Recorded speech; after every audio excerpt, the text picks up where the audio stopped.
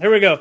Kyrie Irving opts in to his player option at $37 million to play with the Nets. He's not doing an opt-in and trade. He said he's not interested in it.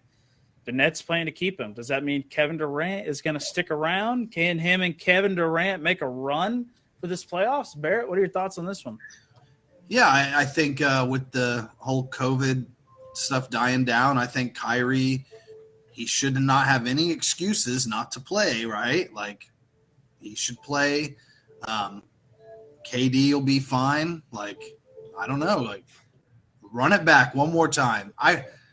Listen, I don't like the Nets, whatever, but Seth has a hat on his head. But I still think they'll be one of the top 3 teams. What was it? Val said, "What's on Seth's head?" The Nets will still be one of the top 3 teams in the East. So It's turtle shell, Val. Yeah, Yeah, Nets. I don't know. We all thought the Nets. I mean, granted, Kyrie wasn't there, and KD played a fat part of the season, but No, you can just call the Nets situation what it is. It's a fucking clown show. it is. But let's just assume they keep it all together. They're a top 3 team in the East, though. You got a guy who can't play in half the home games. he half the can games now. He can now, I'm sure, right? All that Yeah, stuff. now he can. That they passed that so he could play. Oh, well, here we I go. literally knew the minute the Nets got in the playoffs that the mayor of New York City would have to, or the mayor of Brooklyn would have to give in because a home playoff game brings so much money to that area. He had to give in and change the policy. And he said, "We're improving on COVID," when Brooklyn was still just getting struck up out there. But it brings in so much money, so he had to change it. And I'll die by that sword. Yeah. This doesn't change anything for the Nets. Okay, they still have KD, who is a generational talent, but is injured a ton, and we all know that. You got Kyrie, who's probably the biggest clown in the NBA because I think so. He thinks the Earth is flat. He does. that dude. I would never ever. I would probably quit being a Thunder fan if they brought Kyrie Irving in. Oh man! How much I despise the guy.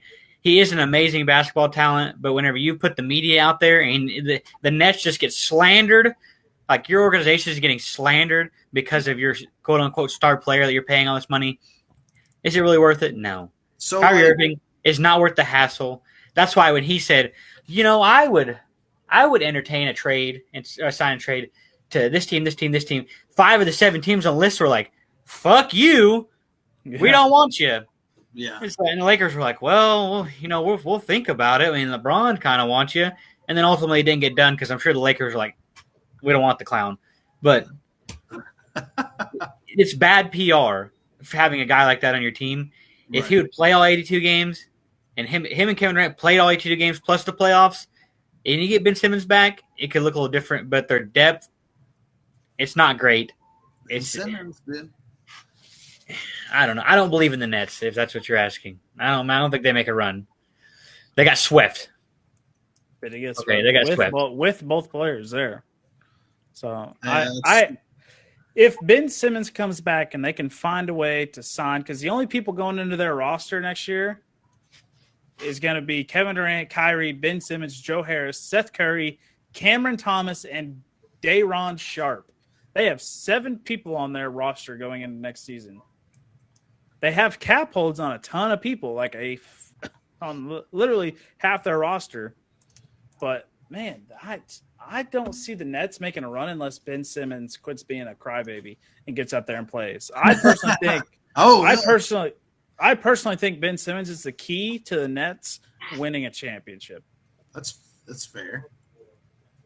But he has to do something. It's another Brooklyn blow up. It's another one of these where you trade for some old superstars, you think it's going to work, and now it's not. Now they're out their future till 2027. So if you're a Nets fan, not only did you have to sit through the Celtics making first overall, second overall picks and taking talents away from you, now you get to sit through it again whenever Kyrie and KD leave in a couple years, and you still don't have picks 3 or 4 years after they leave. Yep. Terrible GM over there. After KD and Kyrie leave, the Nets are going to have to spend money to stay relevant because they don't have picks. And do they really want to watch Philly take high overall picks in 2027, 2028? No. Ooh. So they have to stay relevant, or they're going to, like I said, they're going to be rewatching the Boston fiasco all over again. Same